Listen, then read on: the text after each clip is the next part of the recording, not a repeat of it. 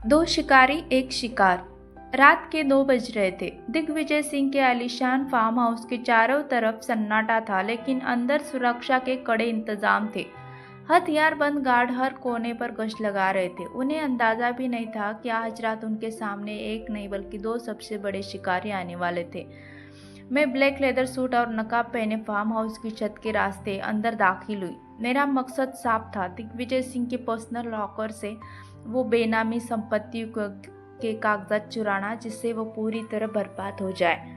मैं दबे पांव चलते हुए उसके खुफिया केबिन के पास पहुंची। जैसे ही मैंने दरवाज़ा थोड़ा सा खोला, अंदर का नज़ारा देखकर मेरे होश उड़ गए। केबिन के अंदर दिग्विजय सिंह अपनी आलीशान चेयर पर बंधा हुआ था। उसके चेहरे पर खौफ साफ दिख रहा था और उसके ठीक सामने खड़ा था रुद्र प्रताप सिंह। रुद्र का सूट इस वक्त थोड़ा अस्त व्यस्त लग रहा था। आंखों में कयामत जैसा गुस्सा था और उसके हाथ में वही पिस्तौल थी जो कभी उसने मुझ पर तानी थी। रुद्र, छोड़ दे मुझे, मैं तेरा ताऊ हूँ। दिग्विजय सिंह हाँफते हुए भीख मांग रहा था। ताऊ? रिश्ता तो तुम उसी पल भूल गए थे दिग्विजय सिंह, जब तुमने मायरा पर गाड़ी चढ़ाने की कोशिश की थी। रुद्र ने ठंडे और बर्फीले लहजे में कहा। उसने पिस्तौल का निशाना सीधे दिग्विजय के माथे पर लगा दिया। मैंने कहा था ना, उस पर आँच भी नहीं आई तो मैं तुम्हारा पूरा साम्राज्य मिटा दूंगा। मैं दरवाजे के पीछे छिपी ये सब देख रही थी। रुद्र का ये रूप देखकर मेरा दिल कांप उठा। वो मेरे प्यार में इस कदर अंधा हो चुका था कि एक मर्डरर बनने के लिए तैयार था। मैं उसे गुनाहगार नहीं बनने दे सकती थी।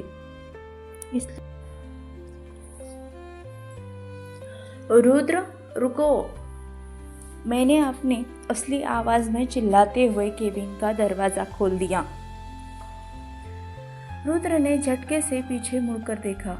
नकाबपोश मिस्टीरियस क्वीन को अपने सामने देखकर उसकी आंखों में अचरज के भाव आए, लेकिन वो तुरंत पहचान गया कि इस मास्क के पीछे कौन है।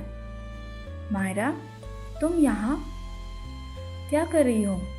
मैंने तुम्हें घर पर रहने के लिए कहा था ना? रुद्र ने गुस्से में और फिक्र से कहा। मैं तुम्हें एक कातिल बनते हुए देखने के लिए यहाँ नहीं रुक सकती थी रुद्र। मैंने आगे बढ़कर उसके पिस्तौल वाले हाथ को धीरे से नीचे किया।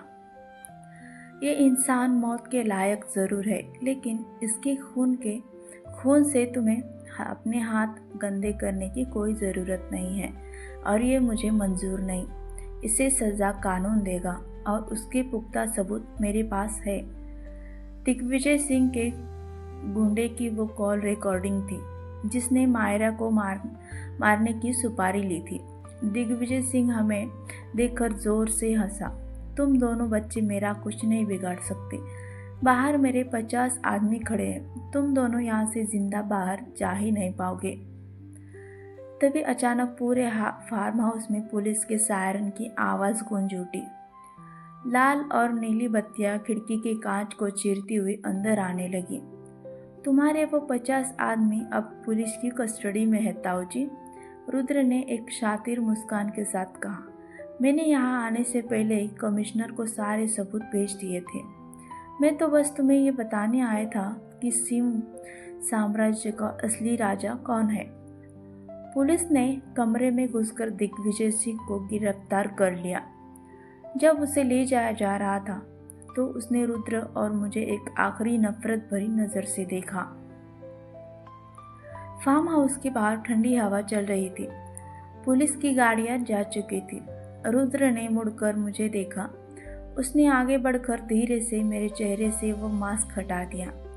मेरी आंखों में आंसू थे और उसके चेहरे पर एक सुकून भरी मुस्कान। तो मिस्टीरियस क्वीन का मिशन पूरा हुआ? रुद्र ने शरारत से पूछा। हाँ, और दुश्मन से पहला प्यार भी मुकम्मल हो गया, मैंने मुस्कुराते हुए कहा। रुद्र ने मुझे अपनी बाहों में खींच लिया। दुश्मनी की आग अब पूरी तरह बुझ चुकी थी और उस राख से जन्म ले चुका था एक ऐसा प्यार जो अब हमेशा के लिए अमर होने वाला था। इस कहानी का ये आखिरी एपिसोड था। ऐसे ही नए नए एपिसोड्स के लिए और कहानी के लिए चैनल को सब्सक्राइब ज़रूर करें और कहानी अच्छी लगे तो वीडियो को लाइक ज़रूर करें।